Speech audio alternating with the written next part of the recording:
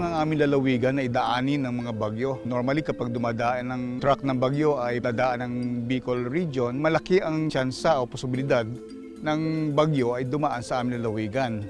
Julina, Paeng, Rolly, at Tisoy, ilan lang ito sa mga bagyong tumama sa isla. Ang bumuhay sa mga mamamayan ng Marinduque, lalong-lalo na yung mga nakatira sa mga liblib na pook at mga rural areas, ay ang mga pagkain at pananim na binubungkal sa ilalim ng lupa. Dahil hindi maiiwasan ang pagtama ng bagyo sa probinsya, nag-isip ang mga lokal ng produktong kayang makipagsabayan sa bagyo. Mula sa naging pag-aaral, napag-alaman ng typhoon resilient ang mga puno ng kakao. Hindi kataasan at sakto lang ang laki, kaya hindi madaling mabunot ang ugat. Hindi rin ito madaling namamatay. Strong yarn! Kaya parami na parami ang nagtatanim ng kakao sa probinsya at isa na ito sa mga isinusulong na maging pangunahing produkto sa probinsya. Kasama na rito si Kuya Fred na magsasaka na ng kakao simula 2017.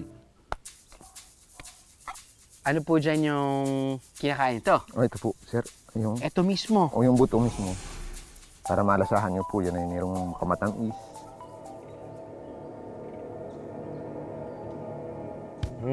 Parang candy. Sarap din siya, no? May matamis, sir. May tamis asin. Pero ito yung kinukuha niyo para gawing tsokolate, no? Siya na po yan. Yan na po. Bukod pa dito, ito po ginagamit niyo pa po, hindi na? Ito po pwede naman natin. Kailangan hindi pa po kami nakagawa dito. Ang ideya ng pagtatanim ng mga puno ng kakao galing sa may-ari mismo ng farm na ito, si Donna at ang kanyang asawang si Lenly. Binuo nila ang Island Harvest kung saan matatagpuan ang panuluyan o local version nila ng bed and breakfast, pati na rin ang kanilang abaka at kakao farm. Pasok ito para sa mga solo bihero na naghahanap ng me time o nais maranasan ng tinatawag na farm living kasama ang pamilya. Ibinibida rin nila ang mga produkto nilang kakao with a twist. Pero bago ko raw matikman yan, may isa pang twist. Kailangan ko raw magsalita ala Gen Z habang kumakain. Of course, always G naman ng Tito Drew nyo. First dish. Ito yung barbecue na may halong kakao.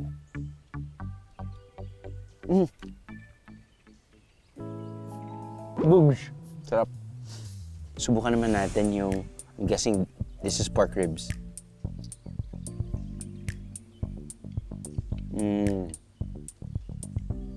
So there's that savory taste. At the same time, may motorsiklo na dumadaan. I mean, that's perf. BRB, TDL, tricycle dumadaan lang.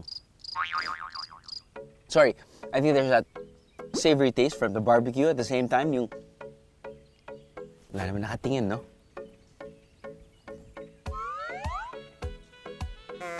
Uy, may bobo pa. Bitterness ng chocolate at the same time, meron siyang asim. So the sauce, which is the cacao sauce, is mixed with not just the cacao nibs and cacao, but also vinegar. Doon nangagaling yung sour taste. But it blends well. It's perfect. Leche flan with cacao.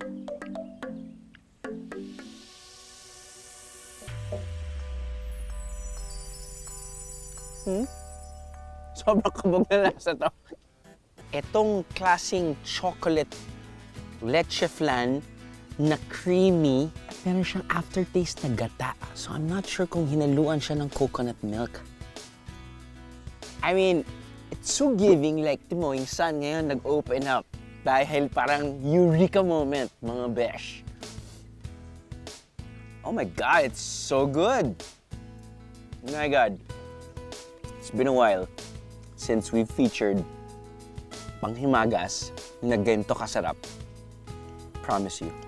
It's so good. Dahil sa panuluyan, abaka at kakao farm ni Donna, Lenly, maraming local farmers at mga pamilya nila ang natutulungan ng mag-asawa.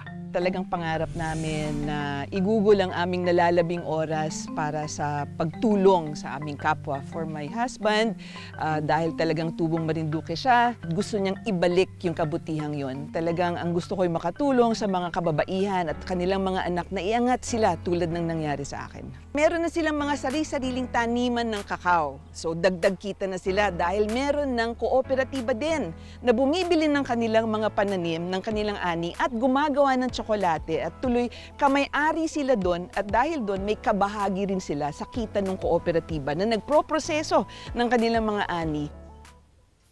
Katulad ng puno ng kakao, walang bagyo ang nakapagpatumba sa mahigit 5 dekadang negosyo na crispy pata ni Kuya Raul. Mula ng taong 1968, home-based na raw ang kanilang negosyo. Madali lang itong hanapin dahil malapit ang kanilang bahay sa simbahan ng Santa Cruz, Marinduque. Pinakamasarap daw po na crispy pata dito sa Marinduque is yung kay Kaambo po. Authentic po kasi yung taste niya. So, nakatikim na rin naman po ako ng iba. Pero, iba po talaga yung taste nung Kaambo crispy pata. Ang sikreto ng kanilang negosyo, abay, araw-araw lang naman sila pumupunta ng palengke para sila mismo ang pumili ng pata na lulutuin. Effective nga naman dahil nakabebenta sila ng 15 to 20 na crispy pata kada araw. Kapag espesyal na okasyon katulad ng Pasko, umaabot ng 90 na crispy pata ang nabebenta. Pwede yung pasalubong. Masarap. Sagad hanggang buto. Masarap. Malambot. Ang negosyo, minana pa raw ni na Kuya Raul sa kanyang mga magulang. Dahil daw sa crispy pata, nakapagtapos silang magkakapatid ng pag-aaral. Pero sa aming pag-aaral, hanggang magsiman ako, malaking tulong ito sa akin. Kasi dyan kinukuha yung pantustos niya sa akin sa parang araw at saka sa koleyo.